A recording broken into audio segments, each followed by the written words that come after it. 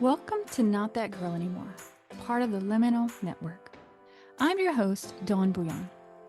This is more than a podcast. It's a sisterhood. We're reclaiming our voices, our worth, and our lives. One story, one truth, one brave step at a time. Hey, friends. Before we get started, just a quick note. This episode includes real stories and conversations about trauma, abuse, and healing. Please listen with care and take breaks if you need to. These stories are shared with full consent and reflect each guest's lived experience. They're told for the purpose of truth-telling, awareness, and healing, never to shame, blame, or attack anyone. If something in this episode brings up hard emotions for you, I encourage you to reach out for support. You don't have to carry it alone.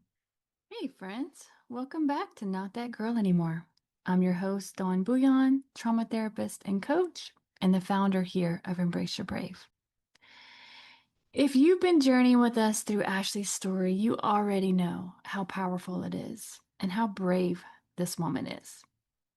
In parts 1 and 2, we walk through the deep heartbreak, the silence, and the courage it takes to speak out and tell the truth. Today, in part 3, we step into the other side of that story, the becoming, the rebuilding, the reclaiming. Ashley opens up about what healing has really looked like, the hard, the holy, the everyday work of learning to feel again, to trust her body, to speak her truth, and to believe she's worthy of peace. If you haven't listened yet to part 1 and part 2, I highly recommend you go back and do them first, because you'll just feel the full weight and beauty of this story when you hear it in sequence. So this episode is tender, it's raw, it's real, and it's a glimpse into what it means to rise up and live as someone who knows her worth. So take a deep breath, find your safe space, and settle in. Here's part 3 of Ashley's story. But that was what got you into therapy, just like the stress from all that? I was just so exhausted Mm. and just depressed. I'd started, anxiety medication because I had so much anxiety. It just makes you feel helpless, so hopeless. Yeah. And so, yeah, that's when I started seeing Dawn. We started to kind of unpack some of that. And then we started to unpack some stuff with my marriage that was going on too. And that really opened my eyes. And, I started to realize that my needs mattered, like that I mattered, that I like didn't have to take on this caretaker role for this too. That'd be the only role that I took on. Like as a mom, you are a caretaker, but that's Yeah. not the only role I get to take on. I also get to have needs. I also get to have wants. I also get to do my own thing and I don't have to feel bad about it. Mm-hmm. And I can stand up for myself. And, when you grow up in the church too, you kind of learn, especially watching my parents, like that the wife is, down here and the husband's up here in the sky. And, In the sky. you serve, you submit, you just do all the things you're supposed to do. You be a good wife. And that's your existence. Mm. And so I just I think for a long time, I just said yes, to like kind of everything because I felt like I just had to. I just felt like I couldn't. And it wasn't necessarily my husband's fault. It was just like my conditioning, of Yeah. like, this is who you are. This is how you show up in the world.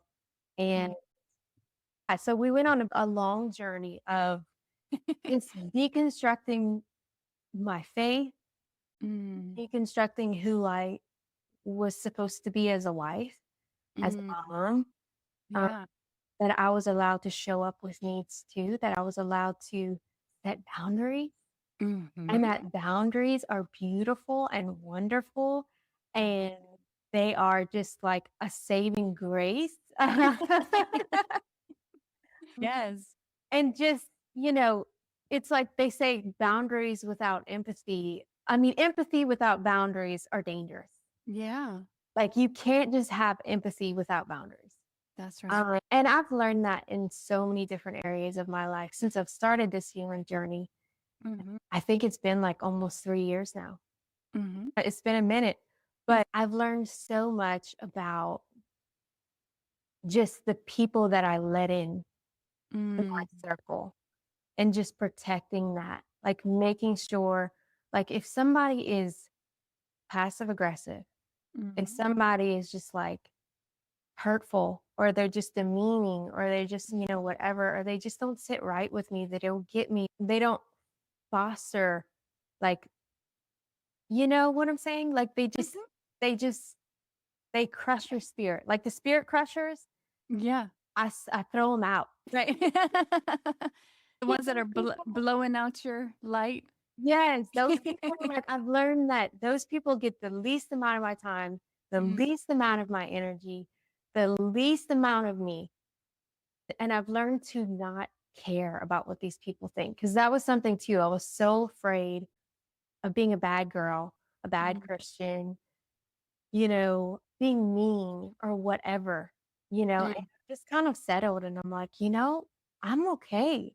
If these mhm, people think I'm mean, if they think I'm bad, if they think I'm a bad Christian or whatever, like that's okay. Like mhm. that's okay with me.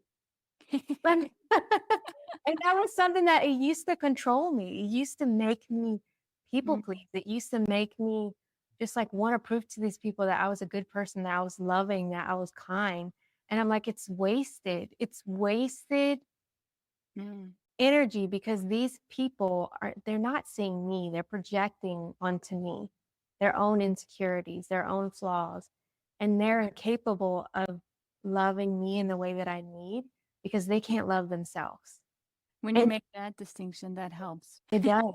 It really 'cause that's kind of where I'm at now too, I'm in a phase of my life where I'm like, I'm protecting my peace.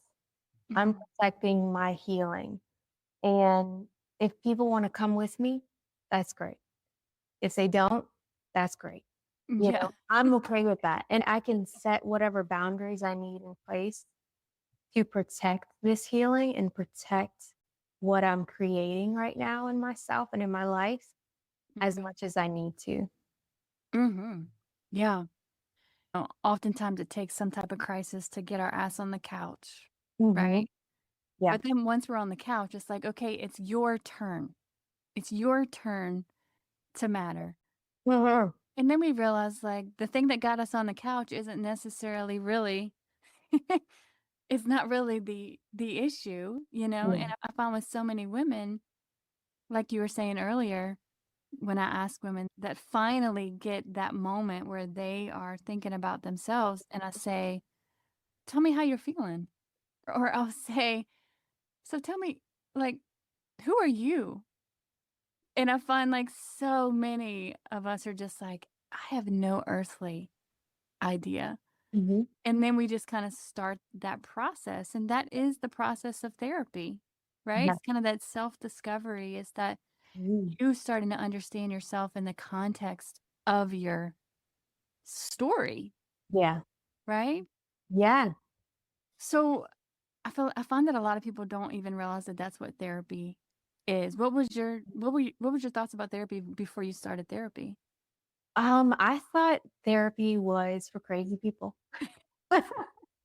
Honest, right? Yeah, honestly, I grew up thinking that people went to therapy, they had like serious mental issues, like mental health issues. Mm, I just knew that if I didn't go to therapy, I would have serious mental health issues. right? You You're gotta like, deal with this now. It's gonna become, yeah. but yeah, I thought crazy people did it. And I didn't know that it was just everyday people. And yeah, what you go in for is usually you end up discovering a lot more. Because I went in Mhm. for Levi and, my son who has EOE, and I discovered so Yes. much more. I feel like I barely even talked about Levi, you know? Right. Just so much, so much. I feel like wherever you go to someone like Dawn who creates this Hmm. like safe atmosphere for you to really be able to be honest with yourself. Because that's the thing. I feel like there's so many people who are just like, oh, I don't need therapy. I don't need help. Okay, so I know it was what you were experiencing with your son that got you into therapy. What were some of your symptoms, Ash, that you were like, I've got to get help? What was going on? I was having a hard time sleeping at night. I remember just laying in bed and I'd be so anxious. I could feel the muscles down my whole back would just be like in just so much pain. And I would have like dizziness, like these really bad dizzy spells. I would go to the doctor for it and they'd be like, yeah, it's just like vertigo, like you'll be fine. And I'd get migraines and my TMJ was really bad and my jaw would lock up. And it was just hard for me to even get out of bed and start the day. It was so overwhelming, Mm, everything that was going on. And I felt like, at the time I didn't have much of a support system. My family, growing up in the family that we grew up in, we don't really talk about hard stuff. They might every once in a while have asked me how Levi was doing, but nobody was like there being like, wow, like that's really hard. Like, I'm so sorry you're going through that. It was more so like, oh, okay. And then we move on to the next topic kind of thing. So it's like I felt like nobody was really there with mm, me in that season. I was just so anxious. And with my marriage too, I just felt like we were so disconnected. mm, He didn't know how to be there for me. He didn't know how to empathize or talk about things. He was not an emotional person. He didn't know what to do when I was overwhelmed or if I was emotional. I didn't quite know what to do with those emotions either. yeah. It was just, I just tried to stuff it. I just tried to stuff it, you know? Mm, That's kind of what I grew up doing was just like stuffing it all down. And I think I just got to the point where there was no room for any more stuffing. mm, My body couldn't take anymore. I had stomach problems too. I was constantly nauseous. I was constantly having trouble eating food or, mm. just it just felt really, really sick all the time. And my body was just screaming at me and like, help me, Yes. And then I tried the anxiety medication and it would just kind of numb me out. And there's nothing wrong with anxiety medication, right? Like I have friends and family who take it and I think it's an amazing discovery. And I think there's nothing wrong with it. But Yeah. for me, it just did not work. It just made Right. me feel kind of like zombie and I felt Wow. more depressed. And Mhm. so I was just like, okay, I need to figure out what is going on Mm. with me. I need to figure out how to deal with all of the things that I'd been dealing with. Your body was demanding Mhm. some attention. It was. It was. And that shows up in the form of anxiety, right? Because anxiety is just an alarm Yeah. in your body, that's just pointing back to a wounded part of you that's saying, Mhm. hey, what about me? And when we Yeah. just kind of throw medicine at it, Hmm. might help. It might kind of take the edge off of it, Yeah. but we've got to figure out what's underneath that, like Yeah. what's driving it. Exactly. Exactly. And that I too like, there are so many stories too, even growing up that I could say showed up, that little girl that showed up in those moments. Mm. I remember being probably 6 or 7 years old and I broke my arm. We were rolling off the back of a couch. All my siblings were just kind of taking turns, the little ones. And I had fallen, I rolled off and I fell on my arm and my arm broke. And Oh, I remember my parents just like fighting over whether they were going to take me to the doctor or not. Because I think my mom wanted to take me to the doctor and my dad didn't, because my dad was like against like going to the doctor. Mm. unless you were basically dead. A broken arm is not enough? Nope, it wasn't enough. So I remember them arguing over that, and I remember just like nobody, and that was something too. You said we talked about that in a therapy session, and you were like, nobody was caring for you in that moment. Like Mhm. nobody was wondering how you were doing. You were just sitting there with a broken arm, just watching your Right. parents argue over whether they were going to take you to the doctor or not. And what's the message you get from that? Yes. And I think it's part of why I think I've been so like with my kids, if anything is wrong, yep, like Mm. I'm going to take care of them. Like Mhm. I'm going to Okay. make sure that they are okay. And then I'm learning too to do the same for myself because there's that little girl inside of me that had Mhm. that broken arm, or, when I had bronchitis or whatever, that is just like needing that care and that needs to know, like, that I care about her and that she Mm. matters and that she deserves care and she deserves the love that she never got in those moments too. Yeah. What are some of the messages that you had to heal from? Like, looking back on that. I think being like a scapegoat Mhm. growing up, I think it made me kind of realize that it's okay to be vulnerable, Mm. because that was kind of a reason why, because I was tender. And, if you hurt me, I showed it.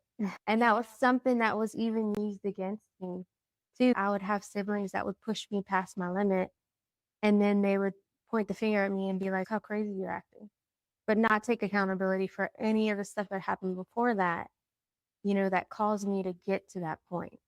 Because I Yeah. was a very kind person and I was very patient, more patient than I should have been. Right. You know? I am messages that come from, especially with the scapegoat, like, Mhm. I'm the problem, or Yes. I'm too much, or I'm not enough, or Yes. it's my fault. I'm the problem. Mm. And that's something that I even hate saying it out loud because it like sounds so like whatever. Yeah. It is something that I experienced was that like, I was so afraid because my dad never took accountability. He was Mhm. never honest with himself that I took it upon myself to be like, I'm going to take responsibility. Mhm. I'm going to be the one that does it. And since that was like an ongoing message in my family where, we don't take accountability, we shift the blame, we belittle, we, minimize or whatever. And Mm. so I always felt like I had to take accountability. Mm. And so I took accountability for so many things Everything. that were never my fault, that never had Right. anything to do with me to begin with. And Mm. that's something, even now, I'm still unraveling that in myself and just like letting people be uncomfortable in the situations that they created Mm. and not comforting them, not taking accountability, not taking it upon myself to fix it. Yeah. It's just like you made your bed, you can lay in it. And and that is something that can be so hard for me because I want to just be like, I want to make people feel okay, or at least I did. I always wanted people to feel okay. I never wanted people to feel the way that I felt. And Mm. so I went around over caring for people who really should have never had that from me to begin with. Because they were abusing me, and then I was going back and comforting them for the abuse that they were giving me. Yeah. Well, as kids, we have to figure out how to survive, Hmm. right? And it sounds like part of your survival was taking care of everybody else. Yeah. Yeah. It Hmm. was becoming what everyone else needed you to be, out of survival. Yeah. Uh, and also as kids, when you're in a home where you're not getting what you need or you're not being seen, Hmm. kids naturally blame themselves, Hmm. Yeah. or they also don't necessarily stop loving their parents. They stop loving themselves, Yeah. Yeah. right? Yeah. And so, And that's what creates that disconnect. The essence of Mm. trauma is disconnect from yourself, Yeah. disconnect from your body, disconnect from your emotions, disconnect from your gut, disconnect from what do you need. So Yeah. just hearing your story, you had to abandon yourself in order to survive. Hmm. So, kind of what was that process like going back and reconnecting with that little Ashley, that cute little innocent Ashley that just wanted to be seen and known and loved? Yeah, it was at first it was very, very overwhelming Mm, because I was like, I have just stuffed this down for such a long time. I've yeah. just pushed this so far down in me because I was so afraid of all the big emotions Mm, that I would feel once I started uncovering these things. And mm, so, and that's the thing too I've learned is like when you've experienced trauma like that, you mm, can experience these emotions that can be so overwhelming, yeah. so big, because we Mm, weren't ever meant to experience those things. mm, We weren't built to experience trauma like that, yeah. and so that was the biggest thing was just like feeling like I couldn't, just feeling like I don't know how I'm going to do all this. Like, Mm, how am I going to go back and kind of relive them in some ways, mm, really let myself feel them this time and let myself be with that girl this time. mm, And I think a big thing that's helped me is having a support system, yeah. making one because I didn't have one, but I made Yep. one. Yep. Exactly. I went to every single support group that Dawn had. And now, I have her and a couple of other ladies. They're wonderful friends and some other friends that are on their healing journeys too. But yeah, that was the hardest part was just like really recognizing that these are such scary emotions and they can be so overwhelming at times, but that I didn't have to do it all today. I don't have to heal everything right now. Mm-hmm. Like, and I can love and accept myself while I'm in the process of learning and unlearning and healing and all of those things. Because I think that's another thing too, if I could say perfectionism was a big family thing.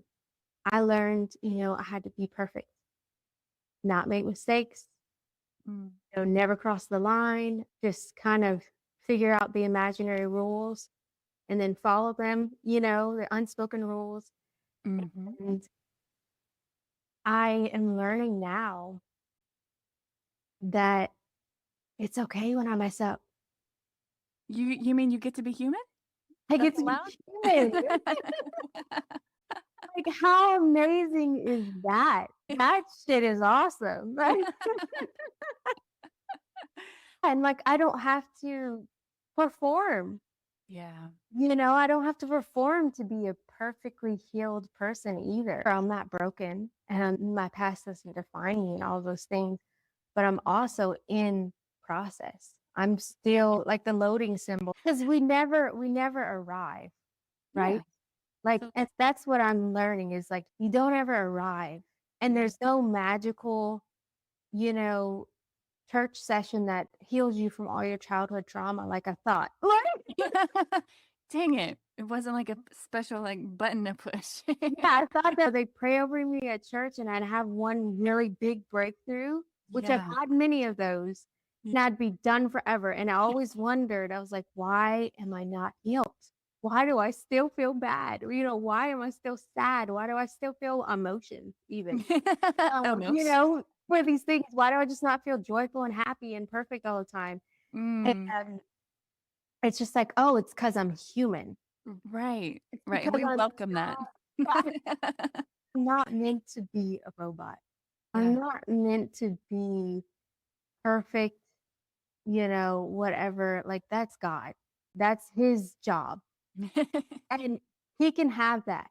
He never asked me to do that, Yeah. you know? And so I think too, like, even, discovering all those things about like self-discovery and about myself and about religion and about God, like, that is holy work. Like, Mhm. it really Amen. is. Like, that shit is holy work. It is. You're right. It's But it's deep, you mhm. know? So how has your view of yourself shifted through this healing therapy process? Like your view of Ashley?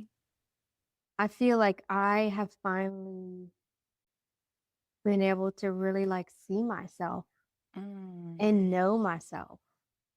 mhm, Growing up in my family too, I feel like I accepted a lot of what people would tell about me. Like all mm. the negative things they would say about me. I'd be like, "Oh, I don't really know myself." So I guess that's true, Right. And now I can wholeheartedly say, like, somebody said something about me, I'm like, "That's not true." Like, Right. that's not me. Like, I don't know who that is, but it's not me. I can accept the things that are true about me, that I'm not perfect and that I have flaws and that I'm not perfect. But if you're being mean about it, I don't have to take that on because we're choosing compassion, you know? Exactly. And that's it. Yes, like, we're showing compassion to those pieces of myself. So if you wanna have an honest conversation and be kind about it and bring it up to me and say, "Hey, it hurts me when you do this," that's fantastic. If you wanna say, "Hey, you're a bad person," and blah, blah, blah, blah, blah, and put me down, no. Mm-mm. That's what we call a boundary.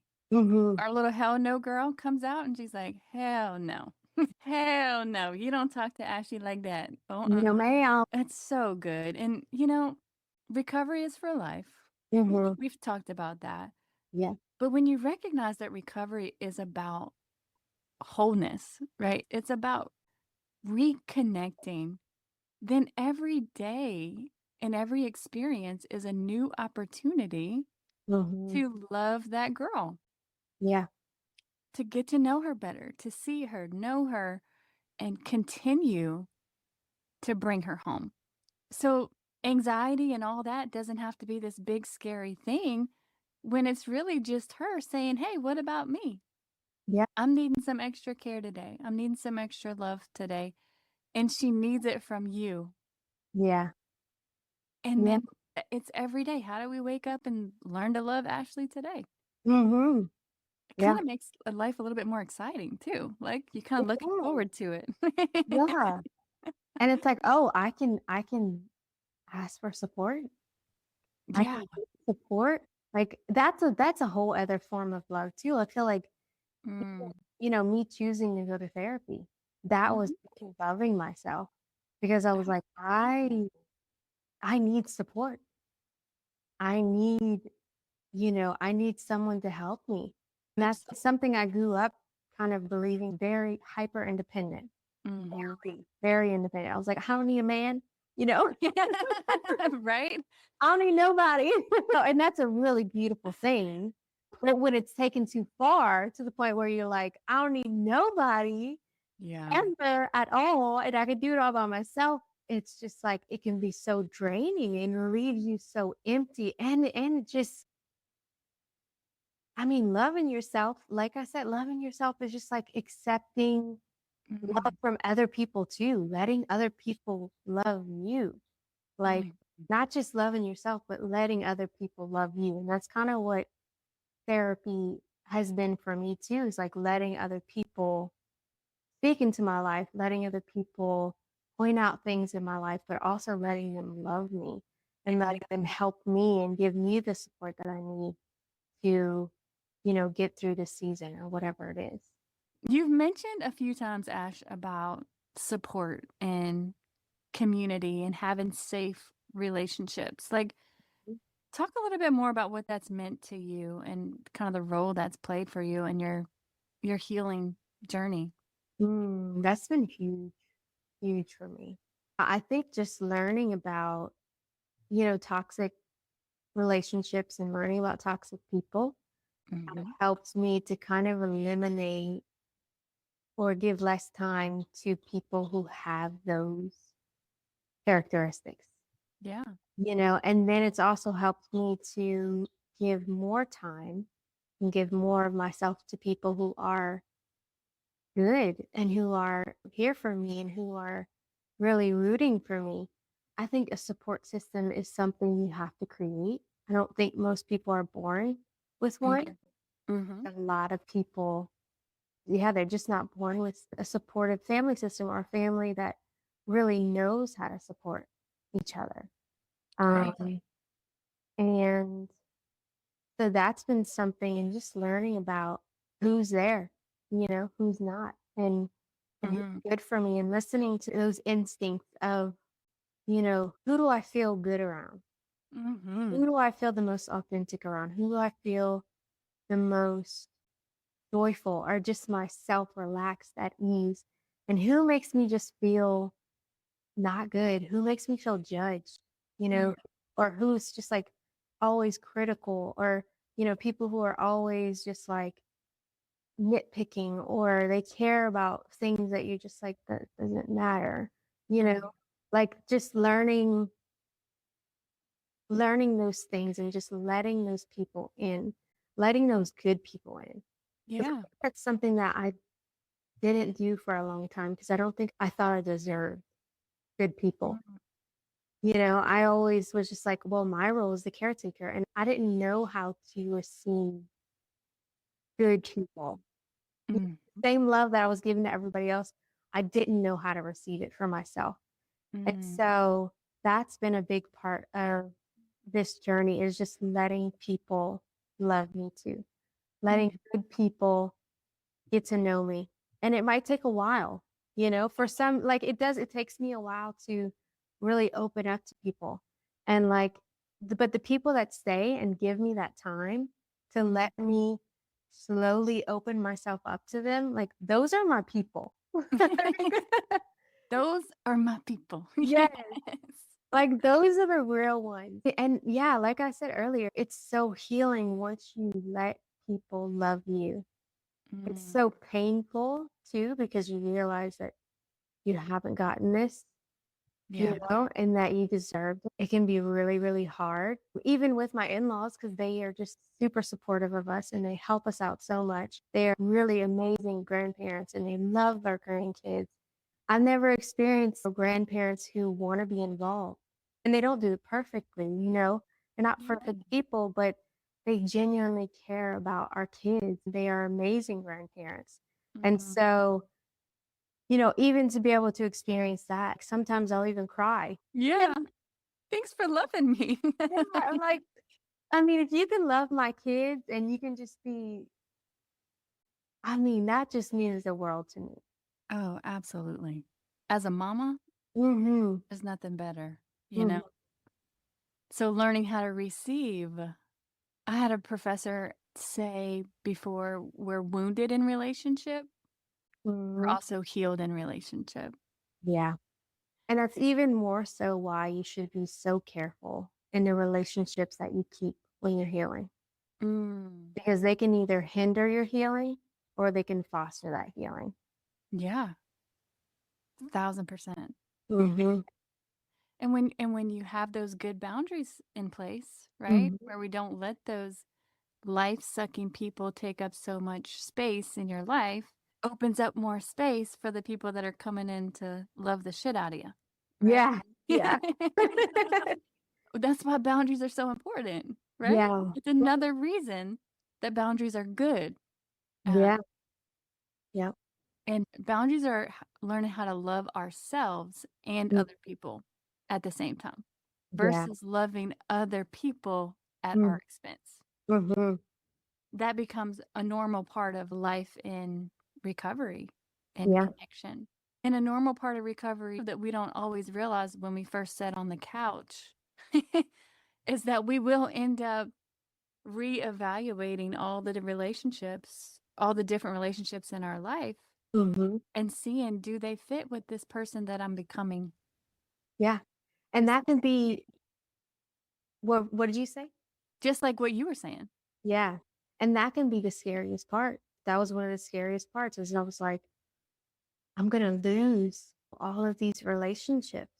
And all of these relationships that I was just like so attached to. It was Mhm. just an attachment, really, because now that those relationships are not in my life, I'm like, nothing has changed, oddly. Like they still know the same amount about me. They're still like, really nothing has changed. Mm, And it's made me realize too, I'm like, those people that I have, distanced myself from and, or cut out or whatever, they never really knew me, yeah, which just there's a sadness to that. absolutely. It's like, wow, they never got to know me. Mm, yeah, the grieving of that. Hmm. And Yeah. boy did they miss out on you. Thank you, God. I agree. Yes, it's the truth. Yes, yes. It But is the it's truth. also, I think there are so many people too that are so scared to cut off relationships, Mm, or to distance themselves or set boundaries because they're afraid of losing relationships. But it's like it comes at such a great cost. And that's a cost that I'm no longer willing to pay. right. The cost of losing you, right? Mhm. And just like you said, it frees up your space, your Mm, time, your energy for life giving friendships and relationships that supersede anything that you could have ever even imagined to have in those relationships. it's true. Hmm. That's awesome. I mean, maybe we've touched on this a little bit, but what do you feel like has surprised you the most about the healing process? Well, one of them would definitely be that healing is not a one time thing. Mm, And we talked about that earlier. We touched on that. mhm, That it's for life. Um, and that it's a gradual process. And I think another one would be that emotions, bad ones, quote unquote, bad ones, can be actually a good thing. Like, mhm, right. they can actually A be a very good thing. thing. Um, Mm, it's something I've realized too, like over the course of my healing journey, is like the more that I can tap into the bad emotions, the more I can tap into the good ones too. mhm, I remember just feeling so numb for a long time because I was so shut off from my emotions. And what I didn't realize, and a lot of people don't realize, is that when you shut yourself off from your bad emotions, you're also shutting yourself off from the good ones as well. mm, And we wonder why we get depressed. yep, We wonder why we feel depressed or numb or we feel just like empty or we just feel alone. And it's mm, like because we're disconnected from ourselves.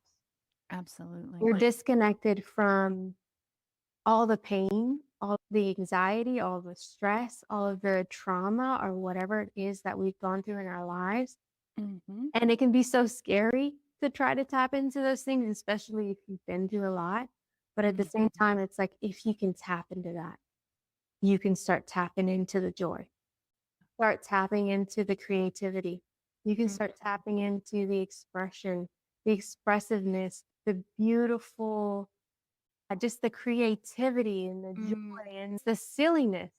mhm, Like I remember for a long time, I couldn't be silly anymore.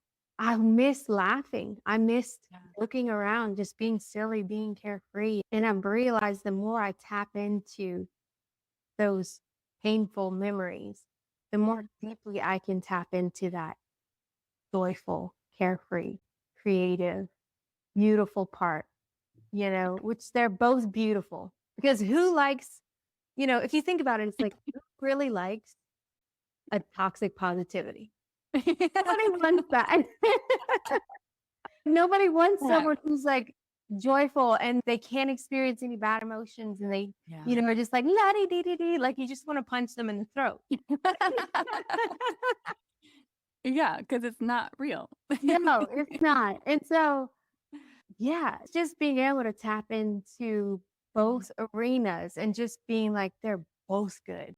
They're Mm. both valuable, not just the joy, not just the creativity, but also the sadness, the pain, the trauma, the real nitty gritty, deep shit down in there that you stuffed, you know? Yeah. Yeah. Yeah.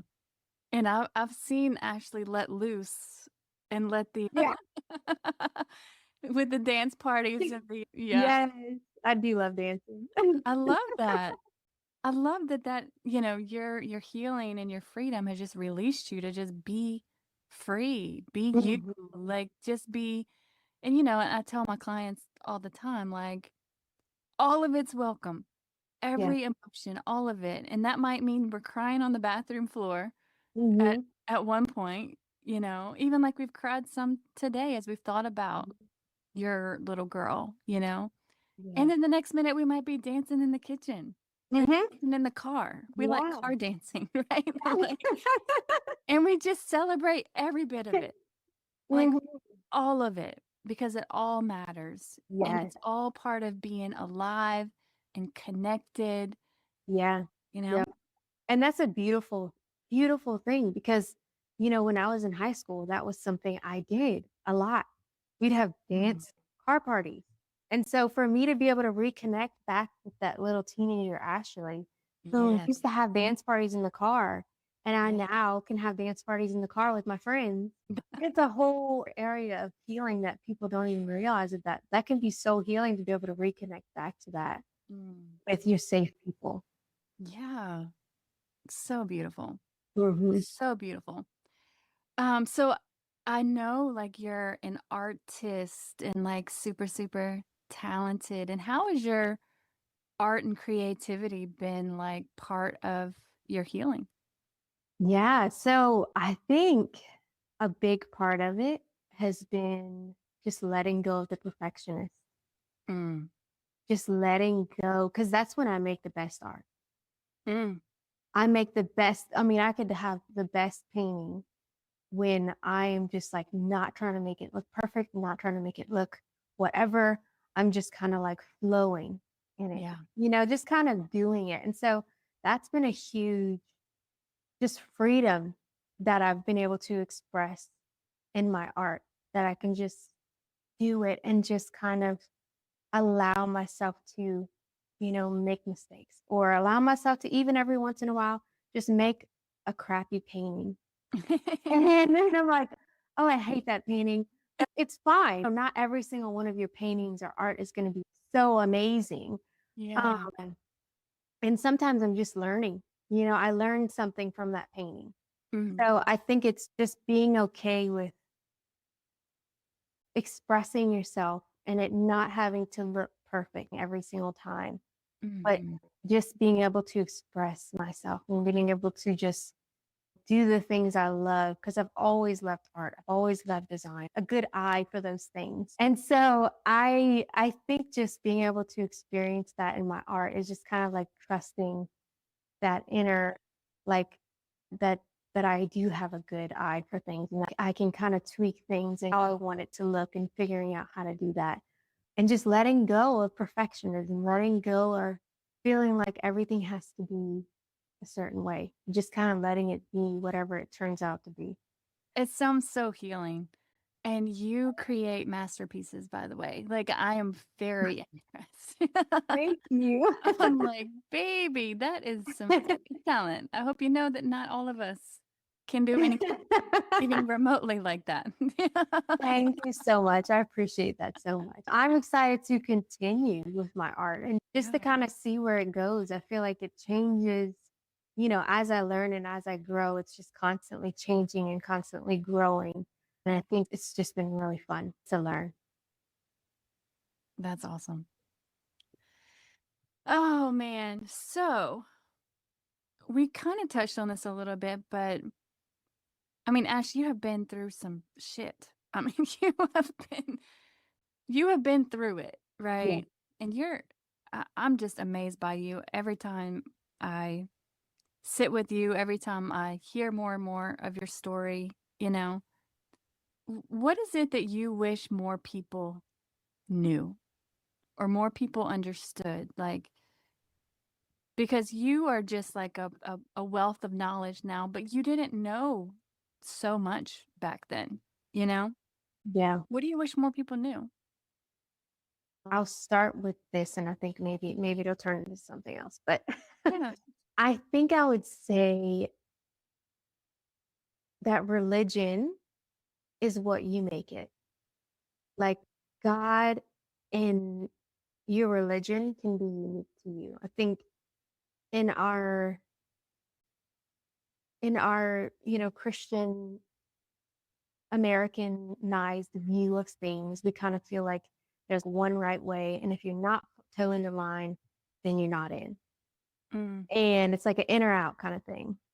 mm, And I feel like God gives us the freedom to choose for ourselves what's right for us. mhm. And he, I don't think he's as judgmental as we think he is. Yes, that would be a negative. Yeah. Like I think even if, like Shane Willard, his teachings, he talks about like how our view of God evolved throughout the Bible. Yeah, Like God didn't change, but our view of God changed. And yeah, to the final viewing, which would be Jesus's view of God in yeah, the Bible. And yeah. I think if we really look at Jesus and we really look at who he was as a person, how he felt, how he treated people, the Mm, grace that he chose to give to people, and how he was just like not about the bullshit. Like he was yeah, like not about the fakeness. He was not about the yeah. appearances. He was all about the heart. That same God is the same God that lives today. And I think he lets us choose. He lets us have the freedom to be able to experience and be able to figure out what that looks like for us. Mhm. And I would say another thing would be, if somebody has experienced something similar to my experience, Yeah. or if you felt the way that I felt, I would say, educate yourself. Mm, Education is so, so powerful. mhm, If you can educate yourself, you can no longer be caught in the cycle. So that's what stopped me mm, continuing the cycle was I educated myself, I got support, mm, and I was like, I'm not doing this anymore. I'm not going to follow this cycle anymore. I see this happening here. I've noticed this. Can you tell me more about this? And they'll help you discover all of mhm, the things that, or maybe you can't see yourself. Because I think with conditioning, growing up a certain way, you kind of think things are normal. You mm, that, the way that your parents talked to you was normal. You think that the abuse was normal. You think that, vice, whatever, all the things.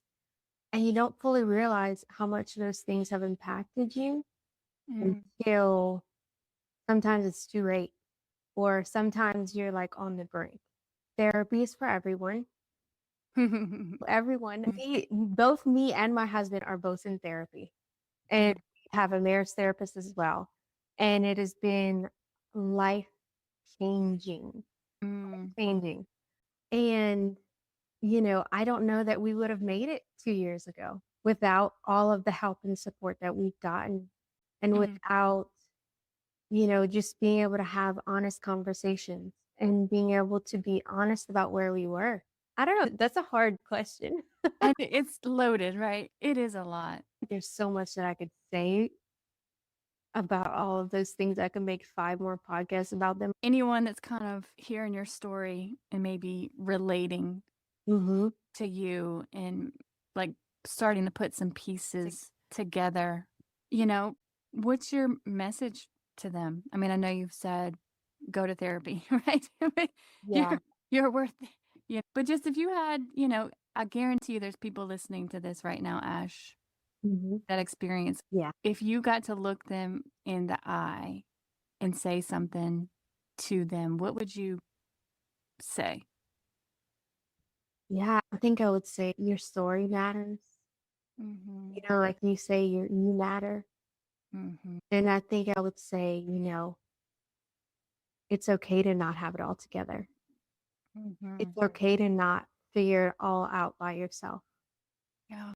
It's okay to need help, to need support. There's Mhm. nothing wrong with that. Mhm. And it's a beautiful, beautiful thing once you step into that and you allow yourself to experience that support and that love and that care. It can be so transformative on your whole life. Mm. Yeah, that's beautiful, Ash, and you are such an example of that. Ashley, I know your healing has meant so much to you that now you want to be a part of helping other women, Mhm, right? mhm. What inspired you to want to help other women heal? I had to do it all by myself. Hmm. And like I had to just kind of figure everything out, and kind of just white knuckle my way through life. It's made me want to be in a place where I can really help other women know that they're not alone. Like they don't have to do it alone and that they don't have to continue, the path that they've been given. They don't have to continue the same patterns that their family were passed down to them from their families. Just being able to experience that for myself, being able to experience that empathy, that compassion, just like being able to learn more about myself, just being able to learn more in self awareness makes me want to just help other women do the same and just grow in self awareness and help them to just be compassionate towards themselves, be compassionate towards that little girl, be compassionate towards who they are today, and help them just to reconnect back those dots of what's happening right now in their lives and what does that have to do with your childhood growing up or your teenage years or your young adult or any traumatic events that have happened.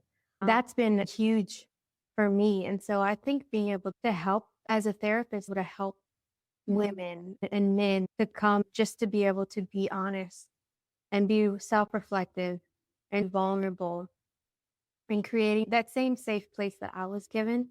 I want to give that same safe place to others, something that they may not experience anywhere else in their life.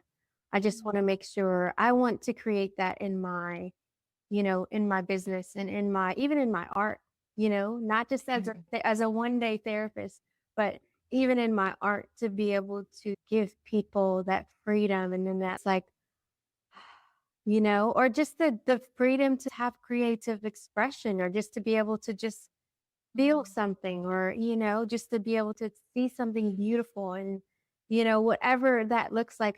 There's so many ways that I want to be able to help people, Mm. as a therapist and also as an artist. Wow, that's beautiful, Ash. I Mhm. mean, there I can so relate to that. I mean, when you really experience healing and you really experience and feel like you matter and Mhm. you believe in healing, you want to give it away, You want everyone Yeah. else to experience it. You want to be a part of that. And it's just so beautiful. You are going to be amazing at that. You have this healing presence. Like just being around you, the way that you care, the way that you talk, the way that you gently listen and carefully share. It's just like you have a gift for this. So you're definitely going to pursue this. I'm affirming this Yeah. in you. I'm super excited about that for Yeah. you because you're gonna help a lot of people. I am too. Yeah. Yeah. I'm very excited. I'm looking forward to being able to lead in that capacity too. Mhm. Being able to show up in that way and knowing that my healing is going to be helping other people heal, see themselves, know themselves. And you're already doing it, sis. You're already doing it. So my next question is, what are you excited about? Um, so is there anything else you're excited about, or are we excited about what?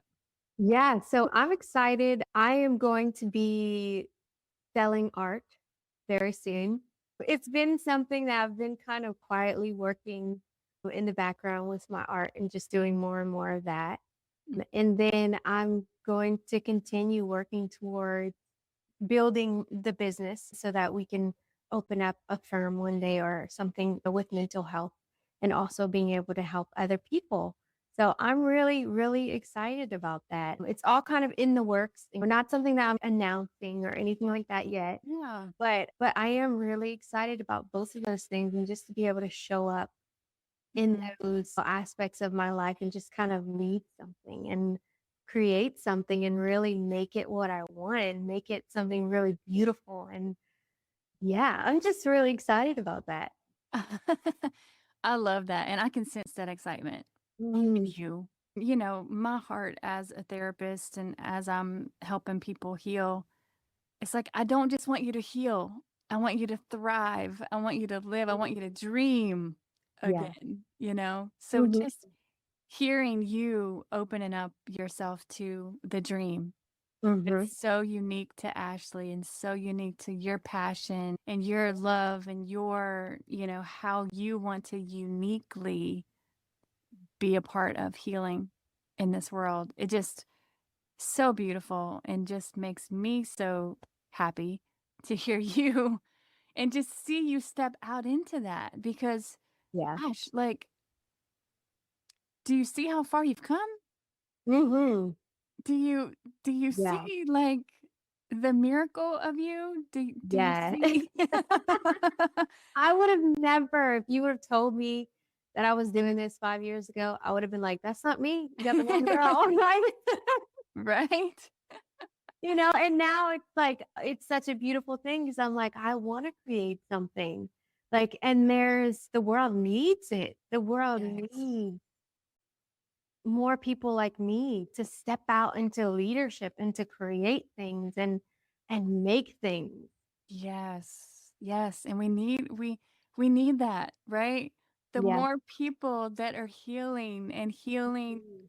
the world well, I Yeah. like to say, "Heal women, heal the world," and you're Yes. such an example of that. I mean, you heal a woman, they're gonna help heal their kids. Uh-huh. They're gonna help heal their friends. Their marriage, everything. Yeah. Absolutely. Yeah. Yeah. It's so true. And you make the world a better place. Like, Mhm. it's so awesome. Um, so our podcast is called Not That Girl Anymore, Mhm. and you are quite not that girl anymore.